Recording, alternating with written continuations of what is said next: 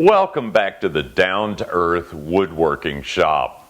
We're in the process of building a combination outfeed table and assembly table for the new SawStop saw.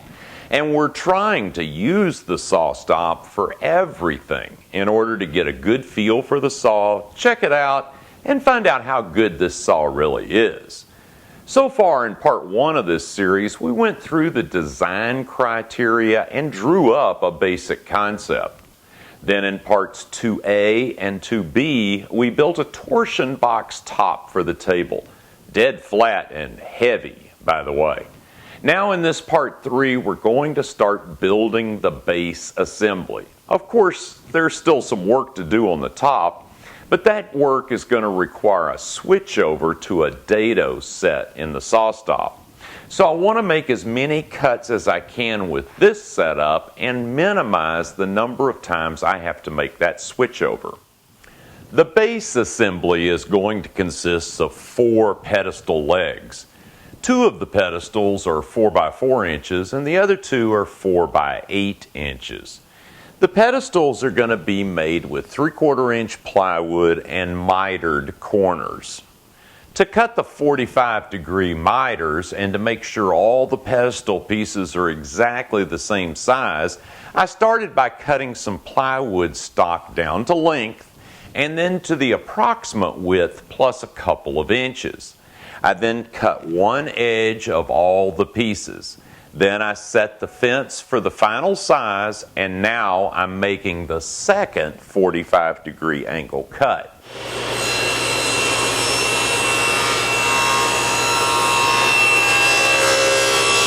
Right. Now all the 4-inch pieces have been cut. Of course, we still have to cut some dados in these, but basically this is what the pedestal legs will look like. They'll be glued up to form square 4 by 4 legs. Now I need to cut the 8-inch pieces for the 2 leg pedestals at the saw side of the base assembly. First, I'm going to set up a cut that'll create one 45-degree edge along each of the 4 work pieces. Then I'll reposition the fence to give me an exact 8-inch piece and make the second cut. So let's make these first cuts.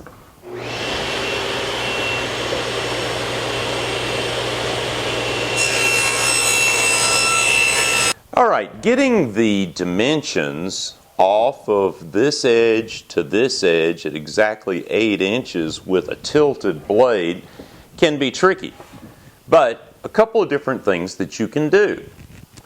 The board is 3/4 of an inch thick, and it's a 45-degree angle. So if you set your fence at 7 1/4, in theory, it's going to be right on your 8-inch mark. But to make sure, what I do is I get a long piece of wood and I put it at my 8-inch tick mark on the piece of wood and look to see how that piece of extended wood lines up with the teeth of the blade. And that looks to be lined up, so what we'll do now is we'll make a little nick cut right there and see where we are. If we're in good shape, we're ready to go. If not, we can adjust the fence a little bit from there.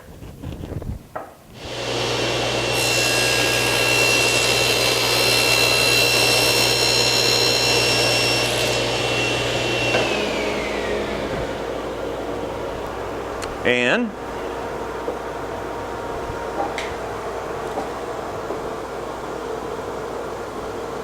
that's dead on 8 inches. So we're ready to cut.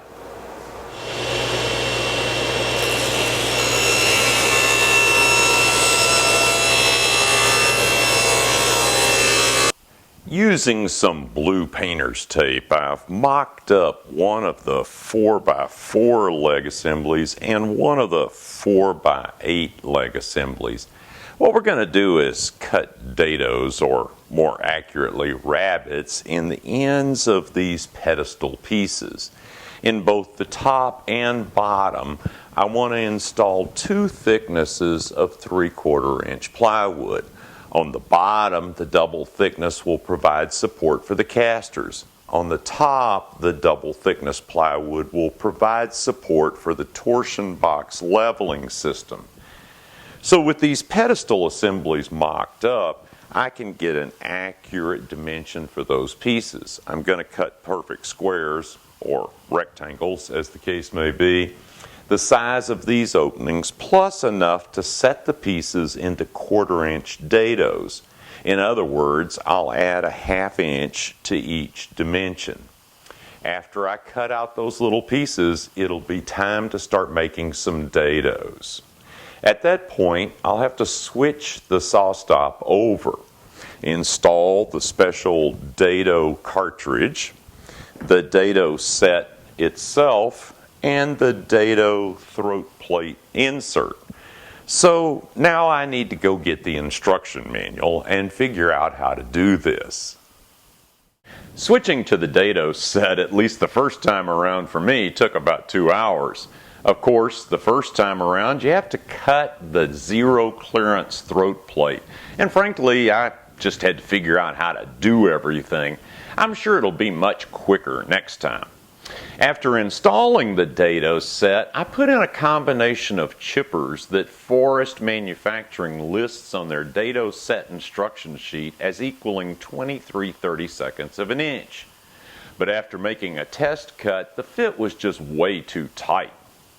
I used a digital caliper to measure the plywood and then to measure the test groove I had cut.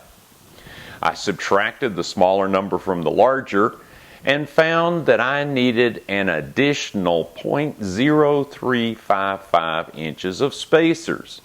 So I added 2 0.015 inch spacers to the stack, or a total of 0.03 inches. And on my second test cut, the fit was perfect. Now the first dados I'm going to cut are actually rabbets in the ends of the pedestal pieces. So next I need to make a wooden sacrificial fence to attach to the SawStop fence. Okay, I've set up a sacrificial fence so I could get an absolutely flush to the end rabbet in the ends of the pedestal pieces. I've also screwed a backer board to the SawStop miter gauge to help keep the workpiece aligned and also to help reduce tear out in the end of the workpiece. I've made some test cuts and I've gotten the depth adjusted to exactly 1/4 inch. Now I'm ready to make the first cuts in the ends of the pedestal pieces, so let's get going.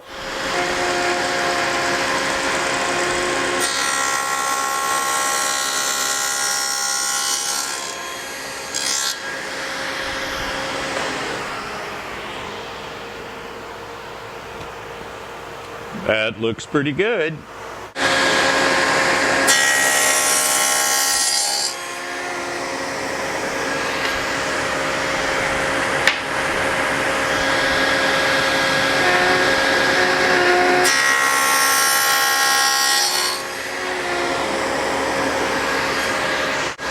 And now for the wider leg pieces.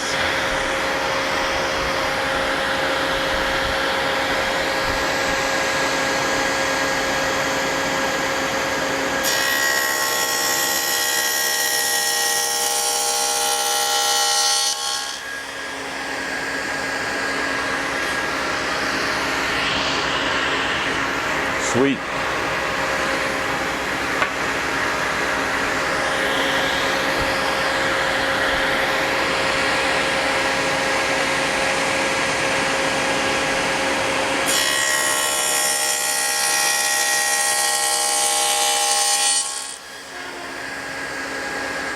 Okay, so now I need to widen the rabbet in the ends of the pieces because this is going to have 2 pieces of 3/4 inch plywood glued into those rabbets, top and bottom of the pedestals. Now I'm not going to be able to get it all in one cut, and I don't want to go too far that I leave a ridge. So what I'm doing is I'm making a very small mark here, lined up with the first cut, And then I'm going to go out with the fence and just overlap that cut a little bit and cut a little bit more off. Then we'll come back and we'll make the final adjustment and we'll cut them to exact depth. Now you can see we're still not quite at the right depth, but we're getting there. With most of the rabbet cut, I've now taken 2 of my end filler pieces and use those to position the fence to get the rest of the cut. So I've got a test piece here and we'll see how close we are.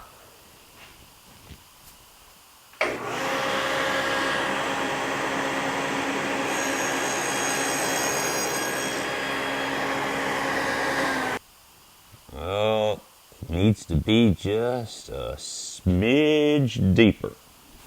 And that should be just about right. Let's try that now.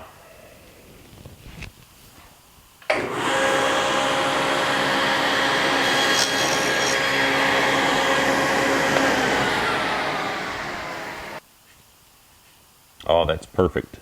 I can't feel any difference. So we're ready to cut.